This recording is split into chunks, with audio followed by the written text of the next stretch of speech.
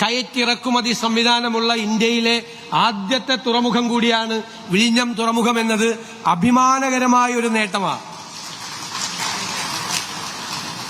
ആർക്കും ഒരു അപകടമില്ലാതെ ഭംഗിയായി കയറ്റിറക്കുമതി ജോലികൾ ചെയ്യാൻ പറ്റുന്ന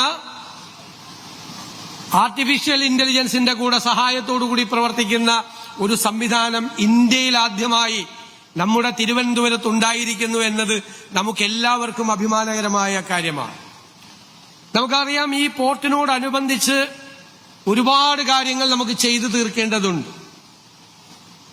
സംസ്ഥാന ഗവൺമെന്റിന് കുറെ ഒബ്ലിഗേഷൻസ് ഉണ്ട്. ഞാൻ ഇതിനു മുൻപ് ഇവിടെ നടന്നൊരു സമ്മേളനത്തിൽ വെച്ച് അതിനെക്കുറിച്ച് സൂചിപ്പിക്കുകയുണ്ടായി. നമ്മൾ കഴിഞ്ഞ 10 വർഷം നമ്മളത് മിസ് ചെയ്തു. ഞാൻ ഓർക്കുന്നു, റോഡ് കണക്ടിവിറ്റിയും റെയിൽ കണക്ടിവിറ്റിയും കൂടി കഴിഞ്ഞ 10 വർഷം കൊണ്ട് ചെയ്തു തീർക്കുമായിരുന്നുവെങ്കിൽ ഇന്ന് ഈ പോർട്ടിന്റെ കിട്ടുന്ന ഗുണത്തിന്റെ 100 ഇരട്ടിയായിരുന്നേനെ ഇപ്പോൾ ഇതിന്റെ കിട്ടുന്നതിന്റെ നേട്ടം. വൈകിപ്പോയി. But it is not too late. This is the right time to start our work. നമ്മൾ തുടങ്ങണം. ഞങ്ങൾ വന്നതിന് ശേഷം 100 ദിവസം ആയിട്ടില്ല ഞങ്ങൾ അധികാരത്തിൽ വന്നിട്ട്. ആദ്യത്തെ മാസം തന്നെ ഒരു തീരുമാനമെടുത്തു. ഇവിടുത്തെ റിംഗ് റോഡിന് 12,000 കോടി രൂപയുടെ പ്രോജക്ടിന് ലാൻഡ് അക്വിസിഷന് വേണ്ടി 3,200 കോടി കൊടുക്കണമെന്ന് പറഞ്ഞു. കൊടുക്കാനുള്ള തീരുമാനമെടുത്തു. നേരത്തെ ആയിരുന്നു ആ തീരുമാനം എടുത്തിരുന്നെങ്കിൽ 1,600 കോടി മതിയായിരുന്നു. ഇപ്പൊ അത് 3,200 കോടിയായി. ഇനിയും വൈകിക്കാൻ പാടില്ല, അതൊക്കെ എടുത്തു. ഈ പോർട്ടുമായി ബന്ധപ്പെട്ട അതിന്റെ വികസനത്തിന് ഈ കൺസെഷൻ എഗ്രിമെന്റിലുള്ള ഗവൺമെന്റിന്റെ എല്ലാ ഒബ്ലിഗേഷൻസും സമയബന്ധിതമായി അത് തീർക്കും. അത് വേഗത്തിലുണ്ടാവും. കേരളത്തിൽ ഇന്നുവരെ കാണാത്ത വേഗത്തിൽ ലാൻഡ് അക്വിസിഷൻ ചെയ്തു തീർക്കണമെന്നാണ് ഞങ്ങളുടെ ആഗ്രഹം. കഴിഞ്ഞ ദിവസം വ്യവസായ വകുപ്പ് മന്ത്രി പറഞ്ഞതുപോലെ അവരുടെ ഒരു വളരെ നന്നായി സ്റ്റഡി ചെയ്തൊരു പ്രസന്റേഷൻ അവർ നടത്തി വ്യവസായ വകുപ്പ്. അതിൽ ഏറ്റവും പ്രാധാന്യം കൊടുത്തിരിക്കുന്നത് വ്യവസായ വകുപ്പിന്റെ ഏജൻസികളായ കിൻഫ്രയോടും ഇൻകലിനോടും പരമാവധി സ്ഥലം വിഴിഞ്ഞവുമായി ബന്ധപ്പെട്ടും തിരുവനന്തപുരവുമായി ബന്ധപ്പെട്ടും അക്വയർ ചെയ്യാൻ പറഞ്ഞിരിക്കുക. ലാൻഡ് അക്വയർ ചെയ്യാൻ പറഞ്ഞിരിക്കുക. നമുക്ക് ലോജിസ്റ്റിക്സ് പാർക്കുകൾ ഉണ്ടാകണം, വെയർ ഹൌസിംഗ് സ്റ്റേഷനുകൾ ഉണ്ടാകണം, കണ്ടെയ്നർ ഫ്രൈറ്റ് സ്റ്റേഷൻസ് ഉണ്ടാകണം, നമുക്ക് ഈ ഫ്രീ ഇൻഡസ്ട്രി സോൺ ഉണ്ടാകണം, നമുക്ക് നമ്മുടെ പ്രോസസ്സിംഗ് വേണം, നമ്മുടെ ഫിഷ് പ്രോസസ്സിംഗ് സോണുകൾ ഉണ്ടാകണം, ഒരുപാട് കാര്യങ്ങൾ ഉണ്ടാകണം.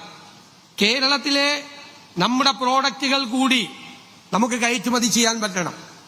നമ്മുടെ ട്രഡീഷണൽ ഇൻഡസ്ട്രി, കശുവണ്ടി, കയർ, കൈത്തറി തുടങ്ങിയ മെറ്റീരിയൽസ്, നമ്മുടെ സുഗന്ധദ്രവ്യങ്ങൾ, നമ്മുടെ ഓളിയോർസൻസ്, ഇതെല്ലാം കേരളത്തിൽ നിന്ന് നമുക്ക് തിരുവനന്തപുരത്ത് നിന്നൊരു തടസ്സവും കൂടാതെ നമുക്ക് എല്ലാ ലോക രാജ്യങ്ങളിലും എത്തിക്കാൻ കഴിയണം.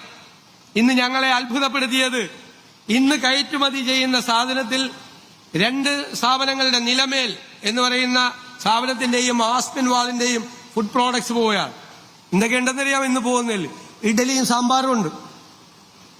ഇവിടുന്ന് എക്സ്പോർട്ട് ചെയ്യുന്നതിൽ ഇലയടയുണ്ട്, പഴംപൊരിയുണ്ട്. ഇതടക്കമുള്ള കേരളത്തിലെ ട്രഡീഷണൽ ആയിട്ടുള്ള സാധനങ്ങളെല്ലാം ഇന്ന് കയറ്റുമതി ചെയ്യുന്ന കൂട്ടത്തിലാണ്.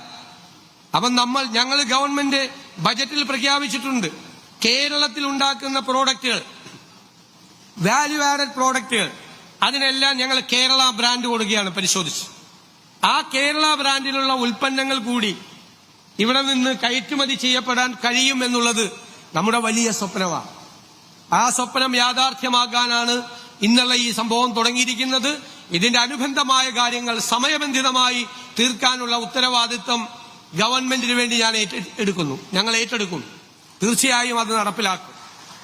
ഞങ്ങളുടെ ഏറ്റവും വലിയ സ്വപ്നം 2 അന്താരാഷ്ട്ര തുറമുഖങ്ങളും ഒരു കണ്ടെയ്നർ സ്റ്റേഷനും 18 മിനി തുറമുഖങ്ങളെയും സംയോജിപ്പിച്ചുകൊണ്ട് ഈ കേരളത്തെ തന്നെ ഒരു തുറമുഖ നഗരമാക്കി മാറ്റണം, പോർട്ട് സിറ്റിയാക്കി മാറ്റണമെന്നതാണ്.